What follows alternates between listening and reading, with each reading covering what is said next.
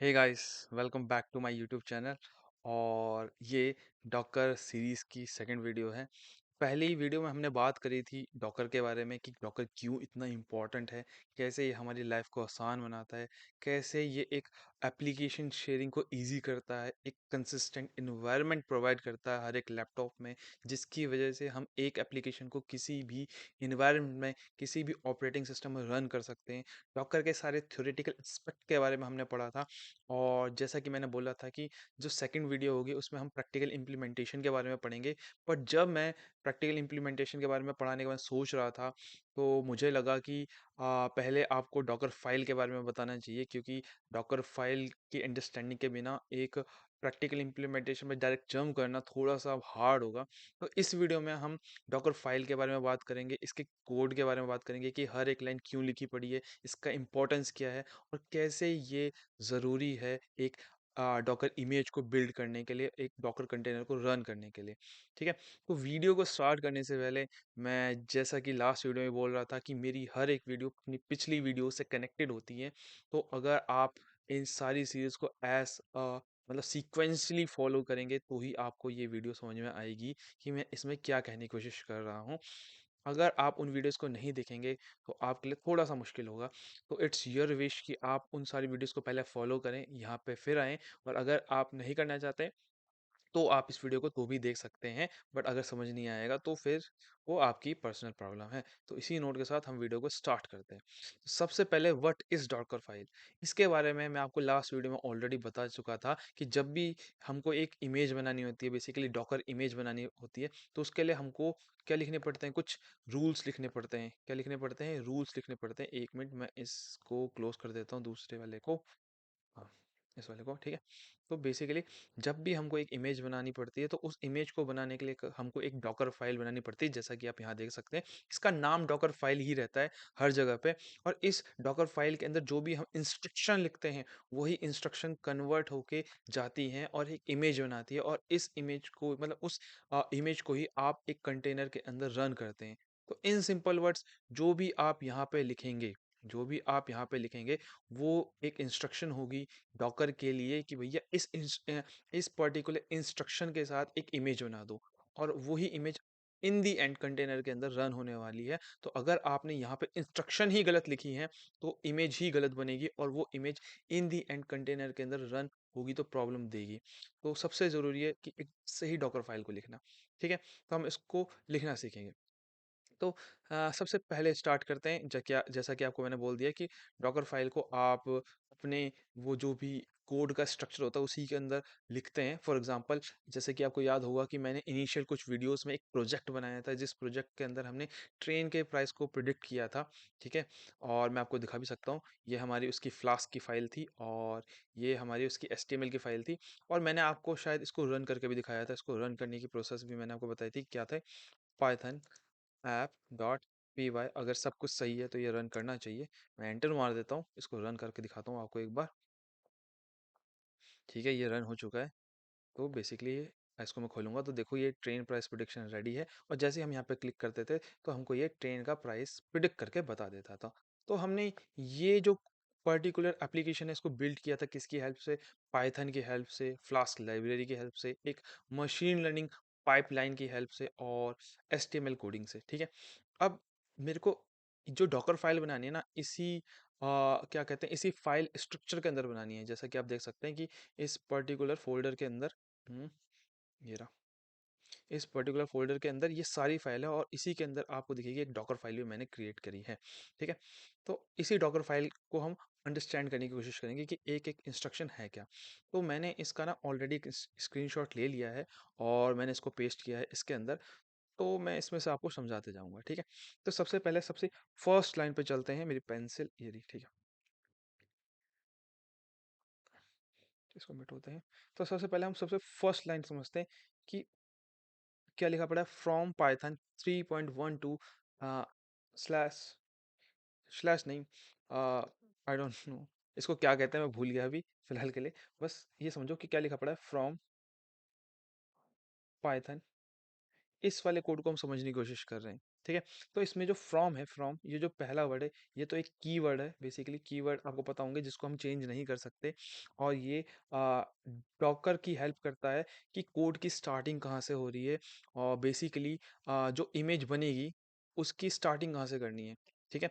अब अगर आपको समझ में नहीं आ रहा तो थोड़ी देर में समझ में आ जाएगा कि मैंने आपको बोला था कि जो भी एक इमेज होती है ना, इमेज, जो भी एक इमेज होती है, उसको आप किसी भी पर्सन को शेयर करेंगे तो वो इमेज यहाँ पे जैसी है वहाँ पे भी वैसी ही रहती है।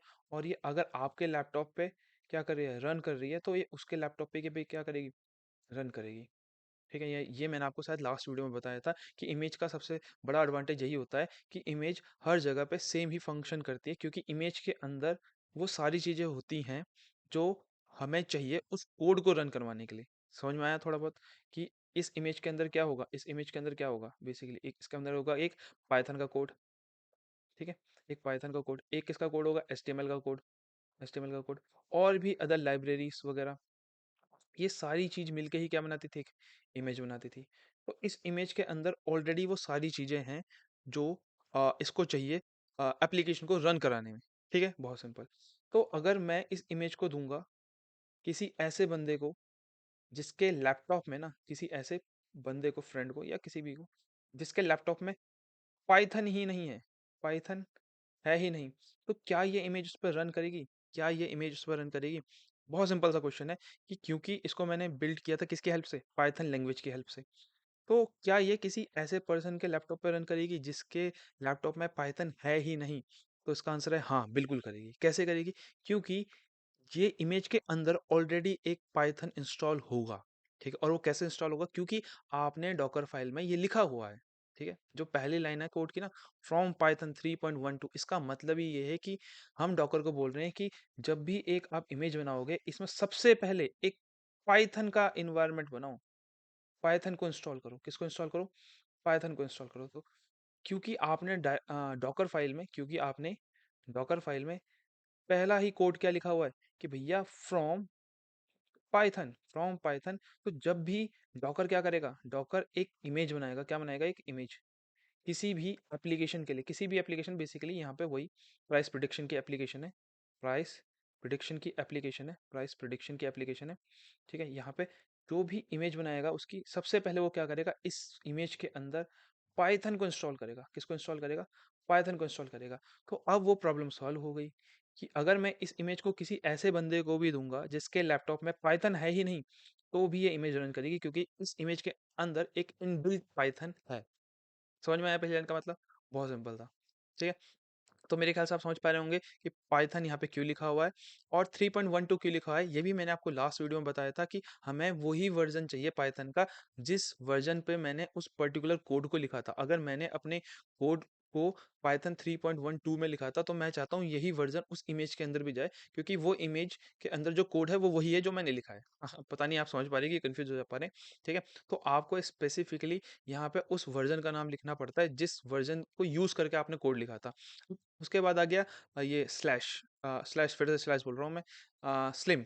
स्लिम का बेसिकली मतलब होता है कि आप पाइथन को पूरा का पूरा इंस्टॉल नहीं करना चाह रहे अपने इमेज के अंदर, आप पाइथन का एक स्मॉल वर्जन इंस्टॉल करना चाह रहे हैं, क्योंकि जो पूरा पाइथन होगा वो तो बहुत हैवी होगा। एक इमेज के लिए बहुत बड़ी इमेज क्रिएट हो जाएगी, मतलब उस इमेज का फाइल साइज बहुत ज़्यादा बड़ा होगा। तो हम इसका एक छोटा वर्जन इंस्टॉल करना चाह रहे हैं उस पर्टिकुलर इमेज के अंदर। ठीक है। मेरे ख्याल से आप समझ पाए होंगे, जो कि उस इमेज को थोड़ा लाइट वेट रखेगा। ठीक है। तो मेरे ख्याल से आपको इस पूरी ही लाइन का मतलब समझ में आया है। अब दूसरी बात आ जाती है कि जैसे ही मैंने ये कोड लिखा फ्रॉम पाइथन 3.12 स्लिम, तो यहाँ पे जो पाइथन आएगा वो आएगा कहाँ से? तो इसका आंसर है जो कि मैंने लास्ट वीडियो में बताया था कि एक आ, वो होती है, वेबसाइट होती है जिसका नाम होता है डॉकर हब। Docker hub. ठीक है। उस डॉकर हब के अंदर ऑलरेडी पाइथन के सारे वर्जन अवेलेबल होंगे। उस डॉकर हब के अंदर पाइथन के सारे वर्जन अवेलेबल होंगे। तो ये जो मेरी डॉकर की फाइल है ना, वहां से पाइथन को डाउनलोड करेगी और मेरे इमेज के अंदर क्या कर देगी, इंस्टॉल कर देगी। क्या कर देगी? इंस्टॉल कर देगी। मेरे ख्याल से आपको इसका मतलब समझ में आया होगा कि कैसे एक इमेज के अंदर एक पाइथन को इंस्टॉल किया जाता है डॉकर हब से डाउनलोड करके, और क्यों उसकी रिक्वायरमेंट होती है। एक बार मैं आपको पढ़ा भी देता हूँ। ठीक है।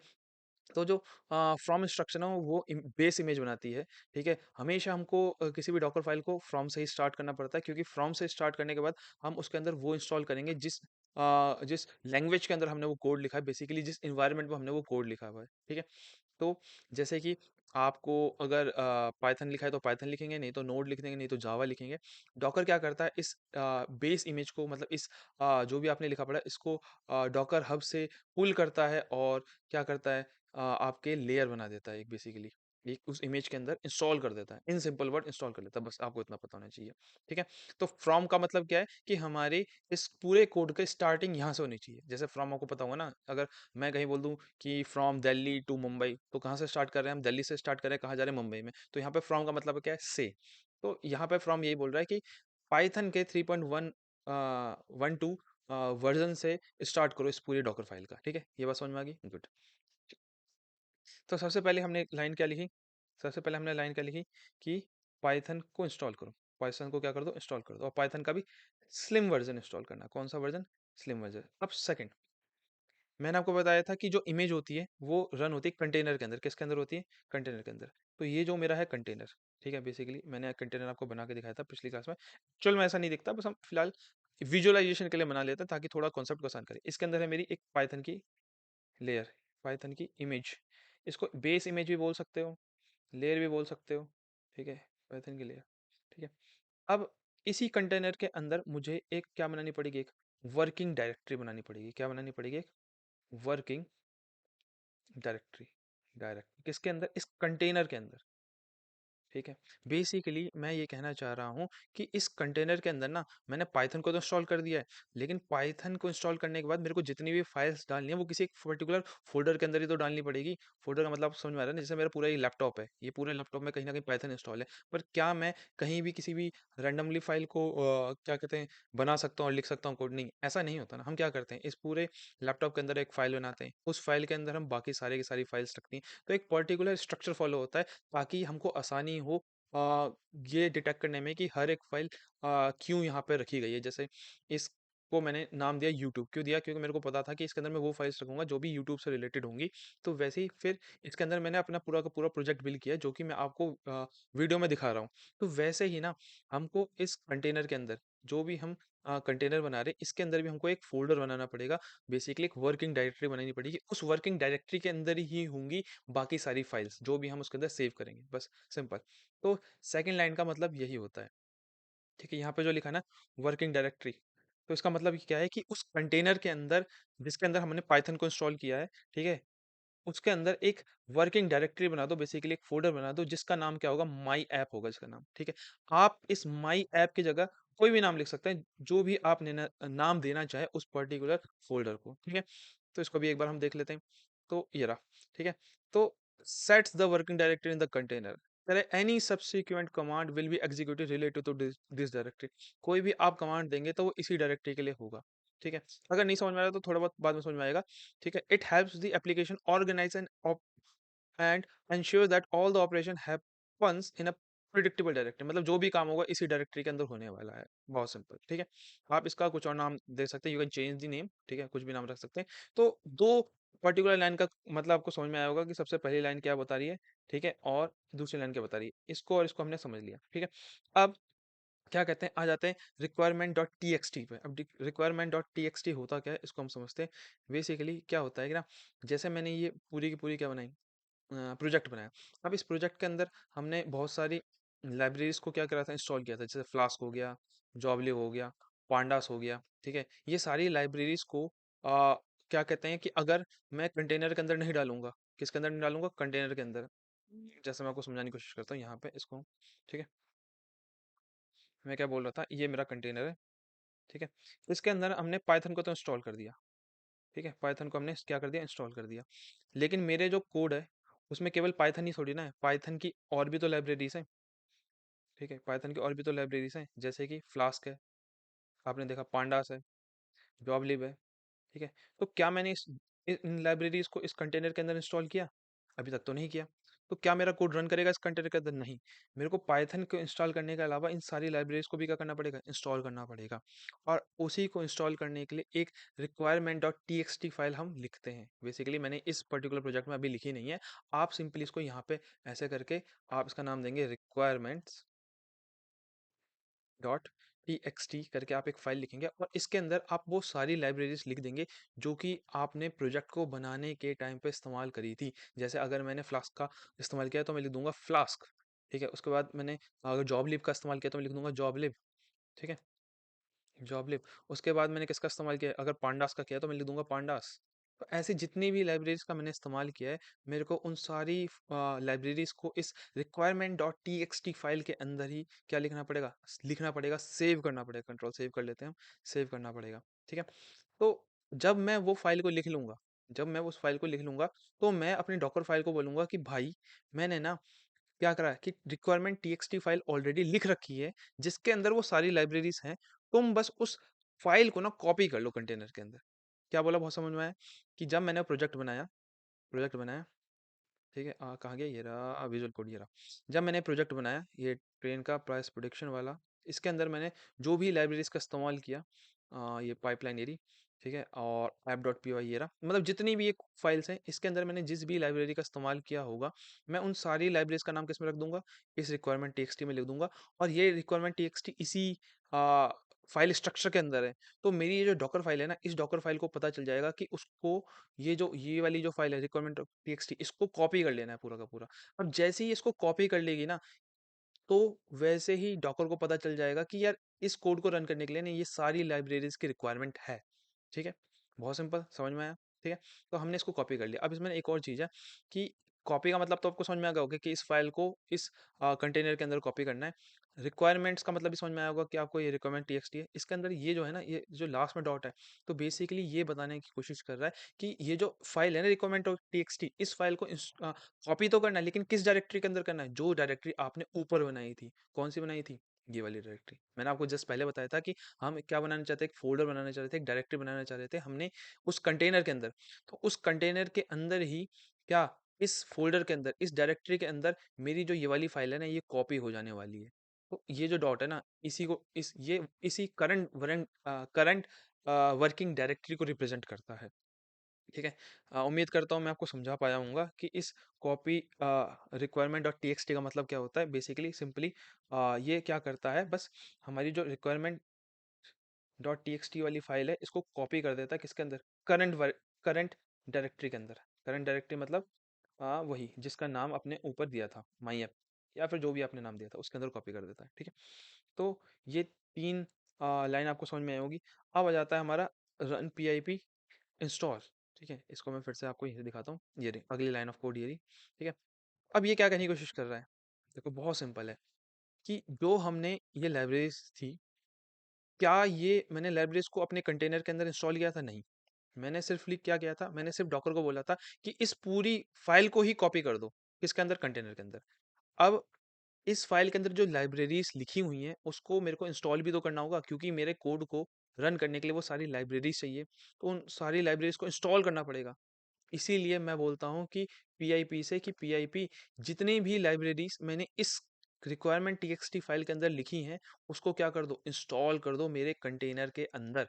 ठीक है, बहुत, इसका मतलब ये है। और इसमें ना ये लिखा हुआ है no cache D I R, इसका मतलब ये है कि आप देखो, मैं समझाता हूँ यहाँ पे लिख के, वो आपको ज़्यादा समझ में आएगा मेरे ख्याल से। एक तो बहुत ज़्यादा ये मैंने मेस्ड अप कर दिया है। ठीक है, कि ये मेरा कंटेनर था, फिर से 5 बार तो मैंने कंटेनर नहीं बना दिया। इस कंटेनर के अंदर सबसे पहले मैंने क्या किया था, फर्स्ट स्टेप मैंने क्या किया था, मैंने बोला था पाइथन को इंस्टॉल कर दो। ठीक है, पाइथन का स्लिम वर्जन इंस्टॉल कर दी। दूसरा मैंने क्या किया था, एक फोल्डर बना दो, working directory, basically working directory, उसका मैंने नाम कुछ दे दिया था, फिलहाल मैंने माई ऐप दिया हुआ है। उस माई ऐप के अंदर तीसरा स्टेप क्या था, मैंने requirement dot T x T file को मैंने क्या कर दिया, इस डायरेक्टरी के अंदर क्या कर दिया था, सेव कर दिया था।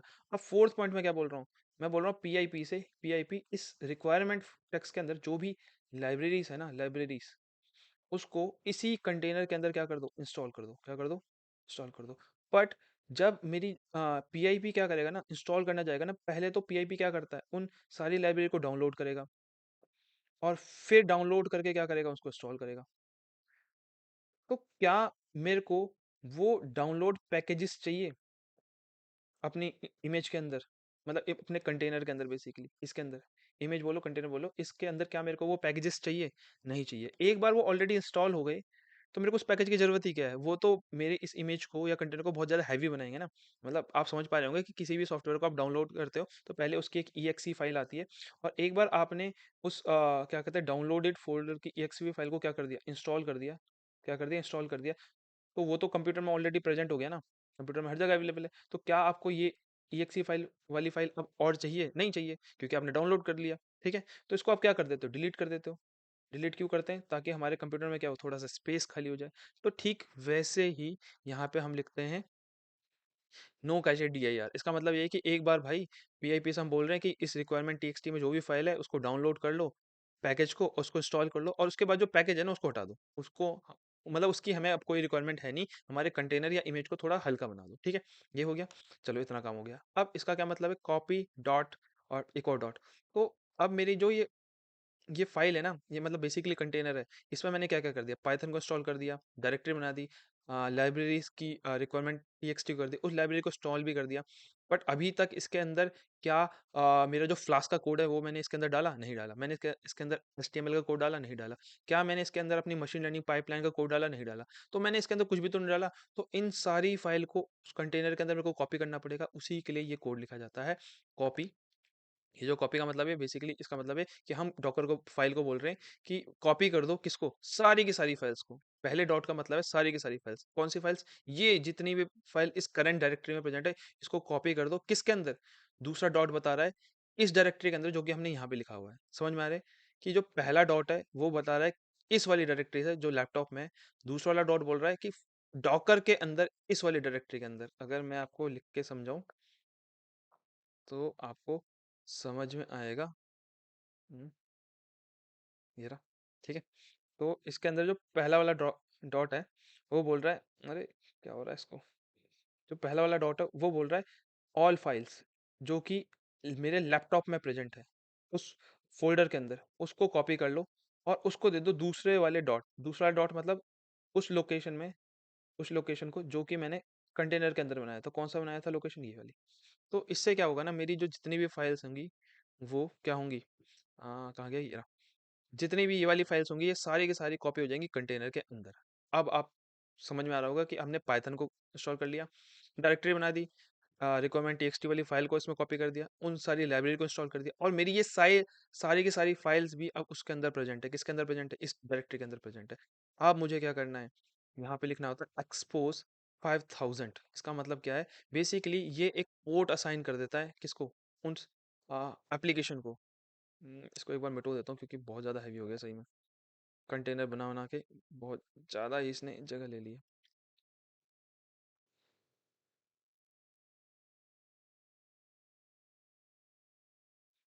ठीक है, अब यहाँ पे लिखते हैं हम। ठीक है, तो अब मैंने लिखा क्या, एक्सपोज 5000।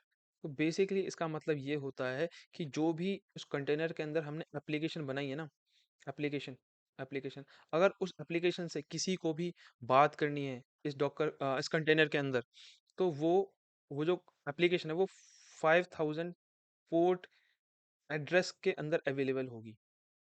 अब मेरे को मतलब आपको आइडिया अगर है पोर्ट्स के बारे में कि पोर्ट्स क्या होते हैं, कैसे होते हैं, तो आपको इजीली समझ में आ गया होगा। इन सिंपल बस आप इतना ही जान लो कि इस कंटेनर के अंदर जो एप्लीकेशन रन हो रही है ना वो इस 5000 पोर्ट के अंदर रन कर रही है। जैसे कि आपको अगर मैं दिखाऊं तो यहाँ पे आपको दिख रहा होगा, ये रहा। ये डॉकर फाइल का नहीं है, बेसिकली ये इसका है, ये फ्लास्क एप्लीकेशन का। ये फ्लास्क एप्लीकेशन किस किस एड्रेस पर रन कर रही है, इस 5000 पोर्ट के अंदर रन कर रही है। तो सिमिलरली मैं चाहता हूँ कि जो कंटेनर हो उसके अंदर मेरी एप्लीकेशन इसी पोर्ट के अंदर रन करे। ठीक है, तो मेरे ख्याल से आपको ये भी समझ में आया होगा कि ये पर्टिकुलर पीस ऑफ कोड क्या कहने की कोशिश कर रहा है। और लास्ट में आ गया क्या, CMD command, Python comma app dot p y. उसका क्या मतलब है, मैं आपको उसका समझाता हूँ। देखो, इसको पहले कंट्रोल C कर देते हैं, टर्मिनल को हम हटा देते हैं। कि अब मैंने एक कंटेनर बना दिया, मतलब मैंने बेसिकली एक फाइनल इमेज बना दी। ठीक है, और मैं कई बार ना अब कंटेनर और इमेज में कंफ्यूज हो जा रहा हूँ। तो कंफ्यूजन बहुत सिंपल है, मैं आपको बताता हूँ। इमेज बेसिकली एक फाइल होती है जिसके अंदर ये सारी चीज़ें होंगी, और इस इमेज को जब हम रन करते हैं तो कंटेनर हो जाता है वो। तो आप दोनों को सेम ही मान सकते हो, अगर रन कर रहा है तो कंटेनर है, नहीं कर रहा तो इमेज है, बस इतना इतना सा फ़र्क है। ठीक है? तो मैं क्या कह रहा था, हाँ, अब ये सारी की सारी चीज़ें हमने कंटेनर के अंदर डाल दी, बेसिकली एक इमेज बना दी हमने, एक फाइनल इमेज बना दी, पर उस इमेज को रन भी तो करना पड़ेगा। इन सिंपल वर्ड्स, जैसे मैंने ये पूरा प्रोजेक्ट बनाया, ठीक है? ये ट्रेन प्रोडक्ट मैंने सारी कोडिंग लिख दी, ये कर दिया, पूरी मेहनत कर दी। पर क्या इस सबको लिखने से मेरे कहीं से भी मेरा जो फ़ाइल है, मतलब ये वाला पेज है, ये वाला पेज कहीं ओपन हो रहा है क्या, ये वाला पेज? नहीं हो रहा ओपन पेज, नहीं हो रहा ना। इसको तो मेरे को ओपन करना पड़ेगा, इसको मेरे को ओपन करना पड़ेगा। कैसे करा था मैंने ओपन? मैंने बोला था मैं टर्मिनल में जाऊँगा और यहाँ पे न्यू टर्मिनल में क्लिक करूँगा और मैं यहाँ पे क्या लिखूँगा? Python app dot p y, और जैसे ही मैं इसको लिखता था वैसे ही मेरे ये सारी मेहनत काम पे आती थी और वैसे ही मेरे को क्या दे देता था। अब ये क्या करता था, ओपन करता था इसके इस वेब पेज को। ठीक है? तो इस कोड को रन कराने के लिए मेरे को ये कमांड चाहिए। ये बात समझ में आती है? इस कोड को रन करने के लिए कोई कमांड कमांड मतलब टाइप करनी पड़ेगी। तो मेरे को डॉकर फाइल को बताना पड़ेगा ना कि भई तूने सारी फाइल्स कॉपी तो कर दी, सब कोड कॉपी है, लाइब्रेरी कॉपी है, मस्त मज़ेदार है। लेकिन क्या तूने ये कमांड रन करी? नहीं करी। तो मेरे को ये लिखना पड़ेगा इसमें। मेरे को ये लिखना पड़ेगा कि इन दी एंड ये कमांड आपको रन करनी पड़ेगी। ठीक है? और जैसे ही आप इस कमांड को रन करेंगे तो जाके ये पूरी एप्लीकेशन क्या करेगी, रन करने वाली है और आपको वेब पेज खुल के दिखेगा। ठीक है? तो मेरे ख्याल से मैं आपको समझा पाया हूँगा, अगर नहीं समझा पाया तो आपको मैं एक लास्ट रिकैप दे देता हूँ, और मेरे ख्याल से लास्ट ही होना चाहिए। तो सबसे पहले क्या था, हमारा एक कंटेनर था। ठीक है? इसको मैं इस बार थोड़ा सा बड़ा बना देता हूँ। कंटेनर था, इसके अंदर हमने सबसे पहले क्या करा था, फर्स्ट स्टेप क्या था, हमने हमने एक पाइथन को इंस्टॉल किया था, क्योंकि मेरा कोड पाइथन के ऊपर ही लिखा पड़ा है। तो पाइथन का एक एनवायरनमेंट बनाया था। उसके बाद सेकंड क्या किया था हमने, कि हमने बोला था कि एक वर्किंग डायरेक्टरी बना दो। क्या बना दो? वर्किंग डायरेक्टरी उस पाइथन के अंदर, मतलब बेसिकली एक फोल्डर बना दो, और फोल्डर को हमने नाम दे दिया था, और मैंने यहाँ पे उसको माई ऐप नाम दिया है। ठीक है? तो इस कंटेनर के अंदर हमने एक फोल्डर भी बना दिया, वर्किंग डायरेक्टरी बना दी। उसके बाद मैंने बोला था इस ऊपर वाले फोल्डर के अंदर एक requirement dot T x T file को क्या कर दो, कॉपी कर दो। क्या कर दो? कॉपी कर दो। और इस requirement dot T x T जो फाइल है, ये जो फाइल है, इस अरे डार्क क्यों हो गया, एक मिनट, हाँ, इसको थोड़ा कम करते हैं। हाँ, इस रिक्वायरमेंट टी एक्स टी के फाइल के अंदर वो सारी ऑल लाइब्रेरीज हैं जो रिक्वायर्ड है मेरे को प्रोजेक्ट के लिए, जो रिक्वायर्ड है प्रोजेक्ट के लिए। ठीक है? तो ये जब requirement T x T dot file copy होगी इस वर्किंग डायरेक्टरी के अंदर, अगली कमांड क्या होगी कि भैया इस वर्किंग डायरेक्टरी से बोलना कि वो सारी लाइब्रेरीज को क्या कर दो, इंस्टॉल कर दो। वो सारी लाइब्रेरीज को क्या कर दो, इंस्टॉल कर दो। और उसके लिए हमने कौन सी कमांड चलाई थी, आपको अगर याद हो तो हमने चलाई थी रन। ठीक है? ठीक है, आपको मैं दिखा देता हूँ। रन, ठीक है, ये रहा रन। ठीक है? तो हमने बोला था रन कर दो उन सारी, क्या रन करना है हमको, पी आई पी से हमने बोला कि इंस्टॉल करना है। कौन सी? इंस्टॉल कर दो उन सारी लाइब्रेरीज को जो कि किस में लिखी पड़ी थी, इस रिक्वायरमेंट टी में लिखी पड़ी थी। और उनके बाद, मतलब इंस्टॉल करने के बाद उसकी जो पैकेज है उसको डिलीट भी कर दो, क्योंकि इंस्टॉल करने के बाद उस पैकेज की हमको ज़रूरत नहीं है। ठीक है? ये हो गया फोर्थ पॉइंट। अब इस कंटेनर के अंदर पाइथन है, ठीक है, वर्किंग डायरेक्टरी है, रिक्वायरमेंट टी फाइल है, वो लाइब्रेरीज भी है, लेकिन क्या इसके अंदर कोड है, वो जो कोड मैंने लिखा है, नहीं। तो उस कोड को इसके अंदर डालने के लिए हमने क्या लिखा था, कॉपी डॉट और डॉट ये लिखा था हमने, ताकि जो सारी की सारी फाइल्स हैं, मेरा जो कोड है, मेरा जो एचटीएमएल की फाइल है, उसके बाद टेम्पलेट्स वाली फाइल, मतलब जितनी भी फाइल है, वो सारी की सारी, वो ऑल फाइल्स मशीन लर्निंग वाली फाइल, वो सारी इस कंटेनर के अंदर आ जाए, इस कंटेनर के अंदर आ जाए। तो इन दी एंड आपके पास इस कंटेनर में सब कुछ है। इसके अंदर पाइथन है, बिल्कुल है, लाइब्रेरीज है, बिल्कुल है। ठीक है? पाइथन हो गया, लाइब्रेरीज हो गया, कोड भी हो गया। ठीक है? कोड के सारे टेम्पलेट वगैरह भी हो गए। ठीक है? एचटीएमएल सब कुछ हो गया इस कंटेनर के अंदर। लेकिन इस कंटेनर को रन भी तो कराना पड़ेगा।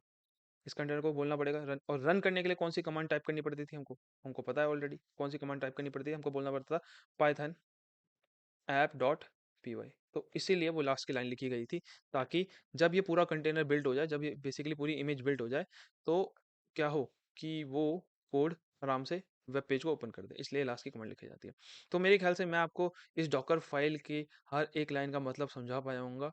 ठीक है? और अगर मैं समझा पाया हूँगा तो मुझे बहुत खुशी होगी, और नहीं समझा पाया हूँगा तो फिर से मैं यही कहना चाहूँगा कि मुझे कमेंट में बताएं कि मैं क्या नहीं समझा पाया और कैसे मैं अपने एक्सप्लेनेशन को और ईजी बना सकता हूँ। थैंक यू वीडियो को देखने के लिए, और कोई सजेशन के लिए मुझे कमेंट करें, वीडियो को लाइक करें अगर आपका मन करे, और चैनल को सब्सक्राइब कर दें। Thank you very much.